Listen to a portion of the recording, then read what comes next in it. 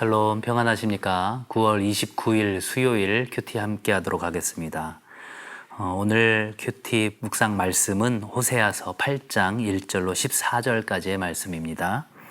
날마다 주께로 82페이지와 83페이지입니다. 오늘 큐티의 제목은 이렇게 되어 있죠. 하나님을 대신할 수 있는 것은 없다.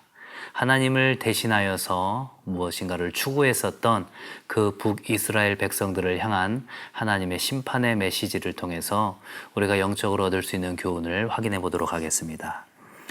오늘의 본문은 앞서 북이스라엘이 이방 나라들을 의지한 것에 대해서 하나님께서 선지자를 통해서 책망하시고 심판을 예언하시고 경고하셨다면, 이제 본장인 8장에서는 이제 그 북이스라엘이 다른 나라들을 의지하고 우상 숭배한 것이 바로 하나님과의 언약과 그 율법을 어긴 것이다 라는 것들을 지적하고 계십니다. 그리고 아울러서 그러한 결과로 인하여서 이방 나라에 의해서 멸망당하게 될 것들을 예언하고 계시죠. 내용 관찰 1번을 함께 보겠습니다. 나팔을 입에 대라고 말씀하신 이유가 무엇입니까? 여기서 말하는 나팔은 뿔로 된 뿔나팔이죠. 뿔나팔은 이 전쟁이 일어나게 될 때 그것을 알리는 신호였습니다. 오늘 본문 1절에 보면 나팔을 내 입에 댈지어다 원수가 독수리처럼 여호와의 집에 덮치리니 이는 그들이 내 언약을 어기며 내 율법을 범함이로다, 이렇게 되어 있죠. 이 북이스라엘을 향한 하나님의 심판이 이제 임박했다, 아니 이제 시작되었다라는 것들을 알리기 위하여서 지금 선지자에게 이렇게 이야기하는 것이죠. 1절에도 그렇고 3절에도 그렇고 원수라는 표현이 있습니다. 바로 살마네셀 5세가 이끄는 이 아시리아가 그들의 원수가 되고 그들의 이제 심판의 도구가 될 것이다 라는 것이죠. 내용 관찰 2번을 볼까요? 이스라엘이 하나님을 버리고 허망한 것을 심은 결과는 무엇입니까? 이스라엘이 하나님을 대신하여서 바알과 아세라를 섬겼죠. 그리고 하나님을 대신하여서 이웃 나라들의 힘을 빌리려고 했습니다. 하지만 그 결과는 어떠할까요? 이 다산과 풍요의 상징인 이 바알과 아세라를 하나님께서 철저하게 그것이 허상이라는 것들을 알게 하십니다. 7절에 보시면 바람을 심고 광풍을 거둘 것이다, 이렇게 말씀하고 계시죠. 심은 것이 줄기가 없고 이삭은 열매를 맺지 못할 것이고 혹은 열매를 맺는다 할지라도 그것들을 이방 사람이 삼키게 될 것이다, 7절에서 말씀하고 계십니다. 10절에서는 또 어떻습니까? 다른 나라의 지원을 받기 위하여서 돈을 주고 그들에게 도움을 받으려고 하지만 오히려 도움을 받으려고 한 그 나라의 올무가 되어서 그들의 지배를 받게 될 것이다, 이렇게 말씀하고 계십니다. 실제로 이 북이스라엘은 국제정세 상황에서 어떠한 개선을 위하여서 아시리아에게 도움을 요청했지만 오히려 그 도움을 요청한 아시리아에게 멸망당하는 참으로 어처구니 없는 상황을 맞이하게 되는 것이죠. 내용 관찰 3번을 볼까요? 하나님께서 제정하신 율법을 이스라엘이 어떻게 여겼습니까? 12절에서는 이렇게 말씀하고 계시죠. 내가 그를 위하여 내 율법을 10,000가지로 기록하였으나 그들은 이상한 것으로 여기도다. 하나님께서 율법을 10,000가지로 기록하셨다.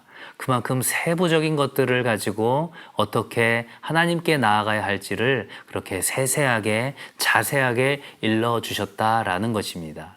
이것은 당신의 백성을 올가매기 위한 것이 아니라 그만큼 하나님의 관심과 애정이 있다라는 것들을 드러내는 것이죠. 하지만 이러한 10,000가지 율법을 대하는 이스라엘 백성들은 어떠했습니까?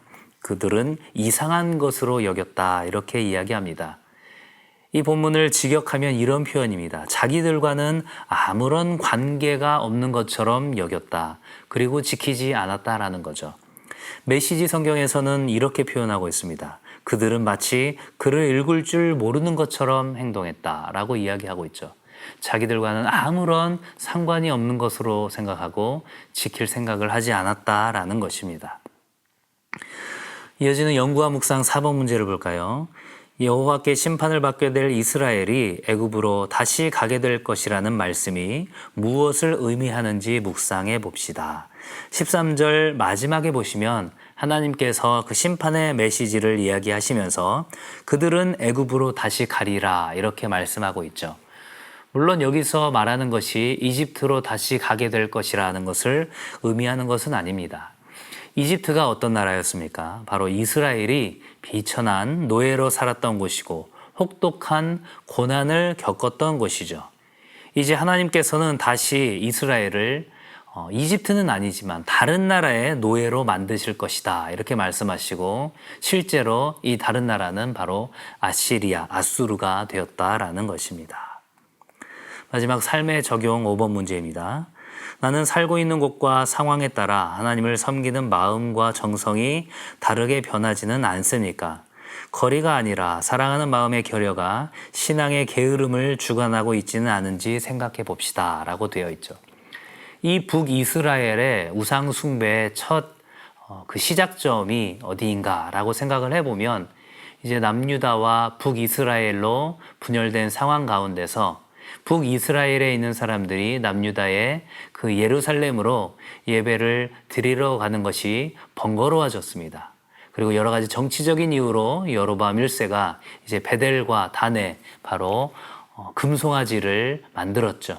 사마리아에 세워진 그 금송아지, 그것을 숭배함으로써 그들은 여호와 하나님께 예배를 드리고 있다라고 착각하기 시작했습니다.